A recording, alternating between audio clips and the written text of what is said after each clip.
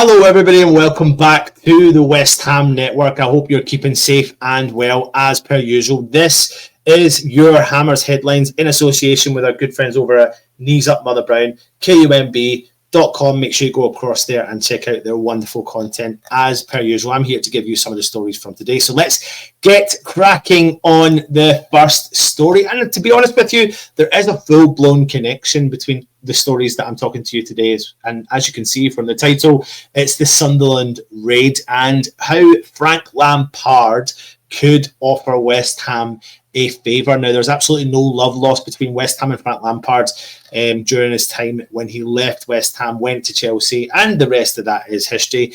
And also, equally though, there's no denying that the former midfielder turned manager has done a very good job at Coventry, who do face Sunderland in the second leg of the Championship playoff semi-final on Tuesday evening. Now, Sunderland hold a 2-1 lead over Coventry in the first leg, but West Ham will be very interested in the result of this game, which will be taking place at the Stadium of Light. Now, we know that West Ham face a fierce rivalry with Sheffield United, who await the winner in the final of this game between Sunderland and Coventry. And that all stems from the days of Carlos Tevez saga 18 years ago. How wild is that to think that that was 18 years ago when West Ham did beat Manchester United at Old Trafford, the last game known as the Great Escape, to send Sheffield United down. That's for another day, though. Let's not talk about that just now.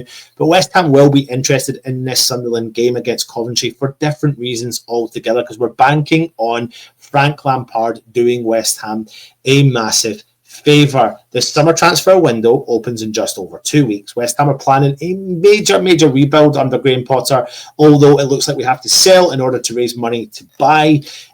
We do have what we know is one of the oldest squads in the Premier League at nearly, I think actually it's the oldest squad in the Premier League, with nearly the age of 29 years old. Now, we know head of recruitment Kyle McCauley is working with Graham Potter to drive that age down in our summer revamp. We've already heard that we're getting rid of some senior players with Creswell, Fabianski, Sifao and Danny Ings heading out the door.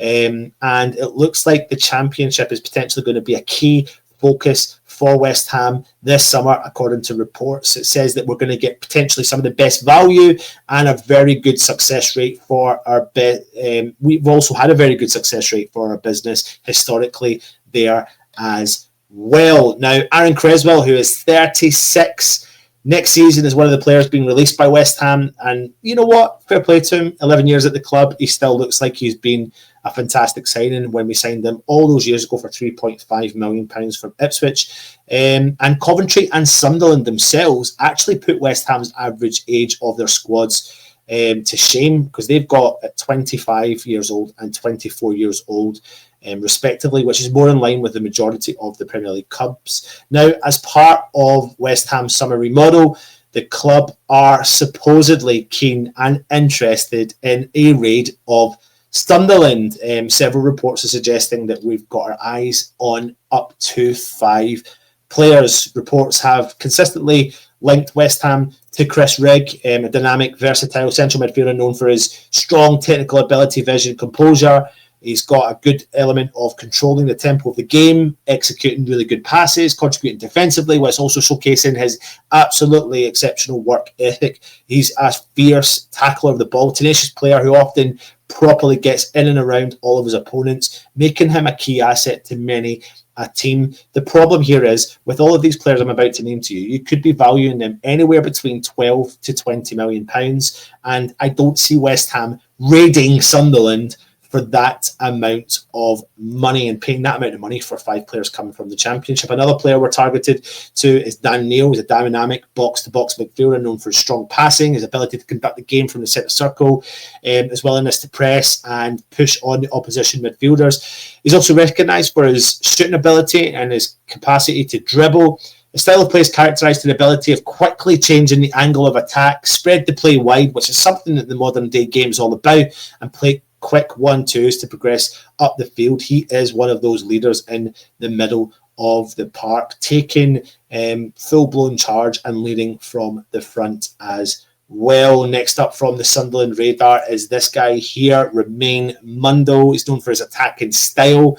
He's a left-sided winger, excelling in his speed, dribbling, knack for cutting in to shoot with his right foot.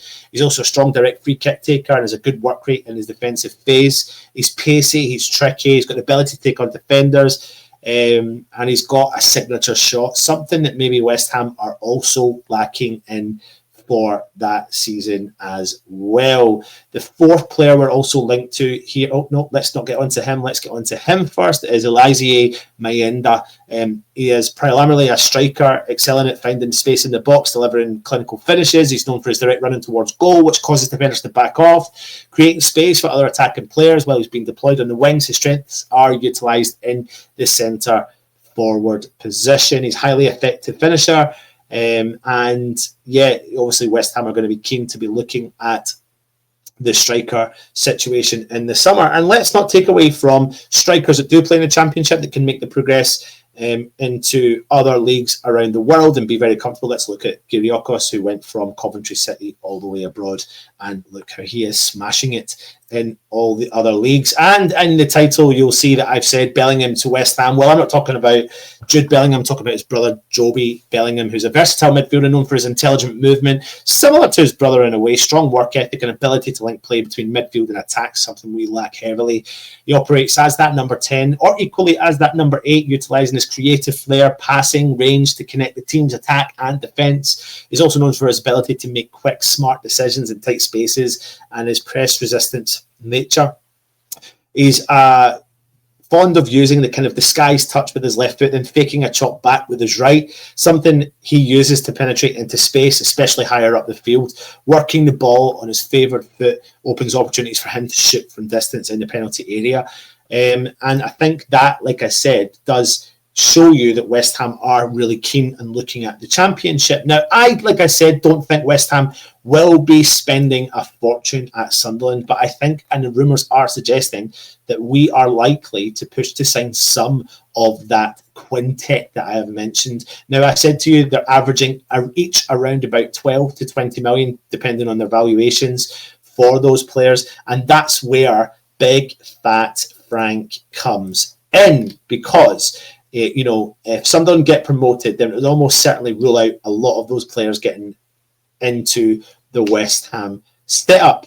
And if we're banking on Lampard to lead his Coventry side to victory over Sunderland, which could make them much easier pickings, if they do advance then to the final, then that would be to the benefit of the financial situation, that we wouldn't have to spend as much money. Plus, if they do advance to the final, then they would have Sheffield United, and they could do us a second favour by beating them and getting Coventry City promoted to the Premier League, where they were once upon a time and deserve to be. But that does bring an end to your Hammers headlines for today. If you're new around here, hit the subscribe button, hit the thumbs up. Please leave a comment. If you're new, go and check out KUMB.com. But will West Ham raid Sunderland? I suppose it all depends on the playoff semi-final result.